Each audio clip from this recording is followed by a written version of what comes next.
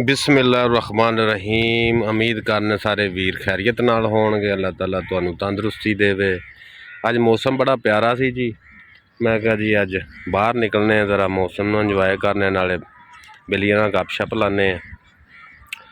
ते अज मौजू यही सी कि गड्डी दे बारे ये ठीक है, ओवर स्पीड ठीक है, रोड एक्सीडेंट ये किवें हुंदे ने।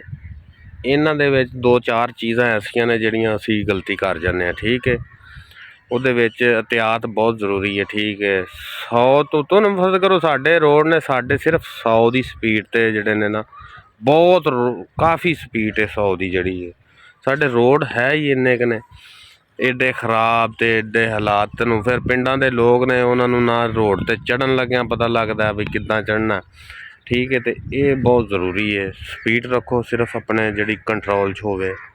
तकरीबन 70-80 अपने साढ़े इलाके की असी तो यही कह सकते हैं। दूसरा गड्डी के टायर देखने ने, टायर बहुत ही लोग ना बिल्कुल जो ख़त्म हो जाते हैं उदों असी वेखने कि यार पवा ना लईए हुण।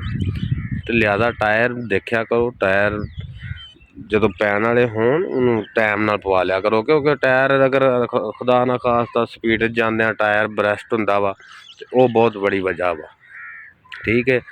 दूसरा ब्रेक गड्डी की चैक करनी, डिस्कां ज़रा टाइम ना पवा लिया करो। डिस्कां गड्डी दियां देखनियां चाहिदियां, मैं तो महीने बाद तुसीं डिस्क चैक कराया करो, ये लाजमी है। बाकी एहतियात सब नूं ज़्यादा है कि अपने इन्हां पाकिस्तान दे विच एहतियात बहुत जरूरी है। तुसीं खुद भी बचना, अगले नूं भी बचाना। तो लिहाजा इन्हां दिनां दे विच बहुत माना इन्ने के एक्सीडेंट होए ने यार, अफसोस हुंदा है। बाकी जो करदा सोना रब करदा, मतलब अपने आप बंदे नूं इन्ना क एहतियात वरतनी चाहिदी है ठीक है। एहतियात नाल चलो, एहतियात नाल सारे निज़ाम नूं चलाओ, आप भी बचो अगले नूं भी बचाओ। एहतियात बहुत जरूरी है ठीक है। बाकी जो अल्लाह करदा वो बेहतर करदा ठीक है। तो अपना ख्याल रखियो, दुआवां च याद रखियो वीर। तो अल्लाह हाफिज़।